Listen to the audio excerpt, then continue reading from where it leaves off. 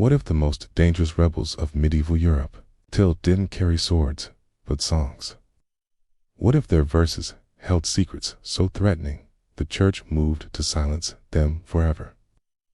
They sang of love, but whispered heresy. They wandered lands, but shattered empires. The troubadours were never just musicians. And now, lost in the shadows of history, lies a question that threatens the official record. Did the troubadours discover a truth so powerful it had to be buried by the church itself? It's the 12th century. Southern France blooms with poetry, sensuality, and open thought, oases of light in Europe's darkened age. In the courts of Occitania, voices rise not in prayer, but in song. Lyres hum, mandolins shimmer, and troubadours, those wandering poet minstrels, mesmerize courts with tales of forbidden love, divine femininity, and mystical allegories. But beneath the elegant rhymes, something far more subversive begins to stir. In a time when the church declared that salvation could only come through obedience, these troubadours sang of personal awakening, inner divinity, and a God who spoke through love, not law. One figure stands out: Guillaume de Poitiers, a nobleman turned troubadour, whose verses suggest a radically different worldview, not one governed by Rome, but one ruled by truth, desire, and hidden knowledge. And it's here the story begins to fracture. Cause the troubadours weren't merely entertainers. According to a forbidden manuscript recently unearthed in a private Italian archive, they were messengers, custodians of a secret the church dared not face. In 1892, a little-known researcher named Armand Delacroix discovered a leather-bound codex in the ruins of a Cathar stronghold obliterated during the Albigensian Crusade. The manuscript, written in Old Occitan, seemed at first to be a collection of poetic songs. But as Delacroix translated deeper, a startling pattern emerged. Embedded in the verses were encrypted references to a lady of light, a temple of flame beneath the earth, in a lineage of truth older than Rome.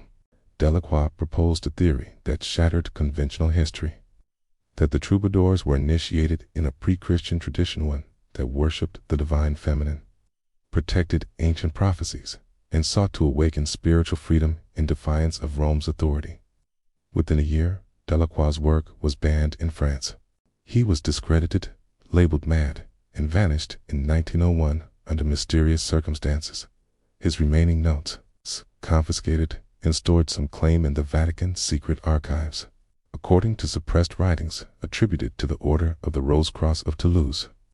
The troubadours were deeply connected to the Cathars, a Gnostic Christian sect labeled heretical by the church. They believed the material world was a prison of deception, and that within each soul was a spark of the divine, capable of awakening without church intercession.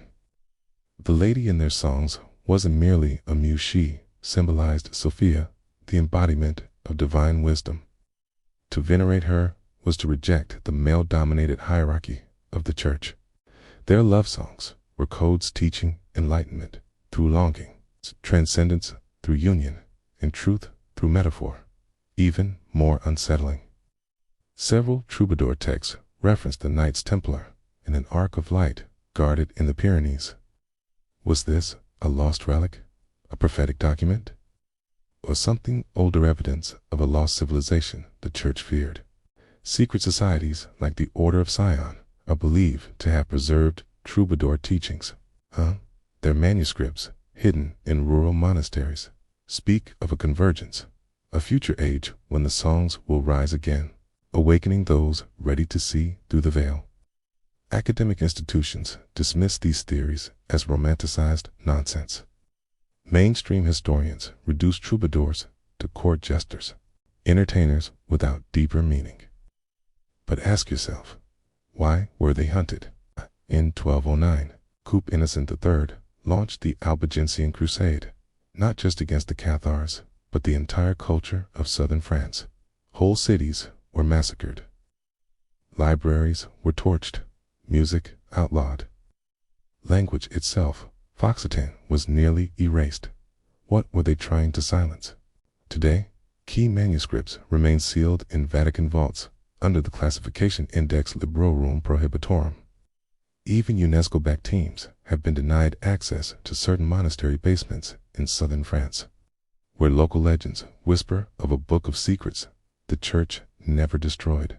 And yet, pieces survive, encoded graffiti on chapel walls, in untranslatable stanzas preserved by oral tradition, in whispers passed through esoteric brotherhoods. So what if it's all true? What if the troubadours weren't just poets, but guardians of a sacred truth older than Christianity? What if their songs encoded a blueprint for awakening one that challenged power, exposed illusion, and venerated the divine within?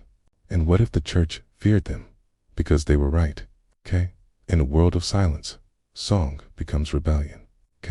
In a world of blindness, love becomes light. History, we are told, is written by the victors.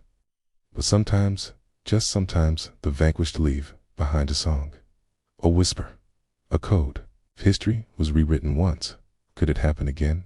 Subscribe, because truth, no matter how buried, always finds its voice. And remember, they silenced the songs, but they never stopped the echo.